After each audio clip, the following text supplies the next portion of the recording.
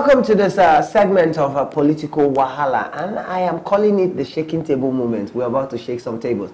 Now, young people have always been clamoring that there should be a leader from the youth. We should have a youthful president like France, like Luxembourg, like places like Canada, and name it. But I tell you, it is not going to happen, truthfully, in 2019.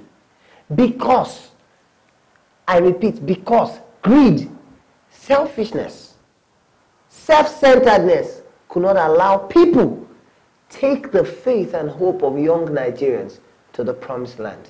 Now we're going to talk about some persons here. I am not against anybody, mind you, but I'm going to tell you why I said what I said. This is the reason. Here we have Fela Durotoye, bring him up. And also we have Sowore, please bring him up. And then we have Kingsley Moghalu. Please bring him up. These three persons would have formed the best and biggest coalition to take away the current government because a lot of young people believe in them. And do not forget, young people are the largest in this country of over going to 200 million persons. And because these three persons could not come together and shove their greed, do you know if they take 4 years each, it will be 12 years. And if they take another 4 years each again, that's 8 years after their first 4 years, Nigeria would have been in a balanced state. Let's say, for example, Kingsley Moghalu is the eldest. You become the president.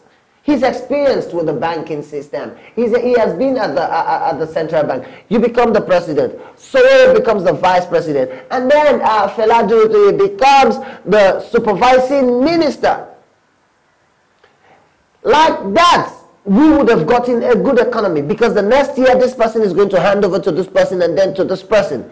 In no time, Nigeria would have been built to where the world is looking at us, to where we are expecting. But no, they would not. They rather form little parties like AA and the other one. I don't know the names of the other party. And you expect to beat a ruling party that is involved in the greatest amount of rigging ever known.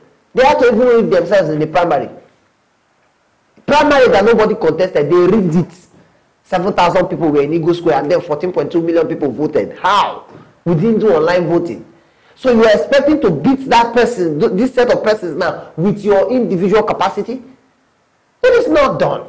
If the three of you had come together to make something nice, we would have followed you with our lives. But now we have no choice than to go articulate it. I'm not talking about, I'm not supporting Atiku now, but we have no choice because anybody that can unseat this present government is what we're looking for. That was what Nigerians were looking for, and you guys were the light. But selfishness will not allow Fela Durotoye. Selfishness will not allow Kingsley Moghalu. Selfishness will not allow Sowore to come together and put something in the history of Nigeria. Now the only person we are looking up to is a 72-year-old man who is fighting against a 75-year-old man. What is there? Their age grade. In their village, there will be fellow age grade meeting. They will go to their age grade meeting. They are already old. But the problem now is we need to unseat these guys. So we don't have any choice than to follow somebody that is strong. Well, let me come to this one. Between these old guys, the 75 and the 73, and the 72, sorry, I beg your pardon, who do we go after? Is it the current president that has plunged the nation into a state where we have to pray and beg God to give us what we already have? Or is it the one that is promising us to take us to the promised land? He has been there before in government, and he has told you that when he was given different positions in government, he handled it well. Well, let's bring their criteria. Let's bring their how do I put it now? Their level of reasoning. Let's compare it. Bring Atiku here, please, and then bring President Muhammadu Buhari here. Now, one is a businessman, a successful businessman at 72. He has done well for himself, and he's one of the highest employer of labor in Nigeria. Now, the other is an employer of labor, but I'm sorry, he employs just few persons to manage 150 cows that have not given birth. We already know it's 150 cows. Those cows have not changed. So if the cows do not multiply, how do you expect the economy to multiply? Now, these are the two persons we faced. One is a nepotist to the core. One is a is a religious bigot. Now, the other, we don't know yet. But we heard that he's married to someone from the southeast, so thinking that he's married to someone from the southeast could make him really associate himself with other parts of Nigeria. Well, I must not believe that, because people change. But I think anybody that is ready and capable to fight these people is the one we want to give a chance. But I am highly disappointed that the young people could not come together. It is really indeed a sad moment that the young people we hoped could not come together to form the best coalition to take away this current government.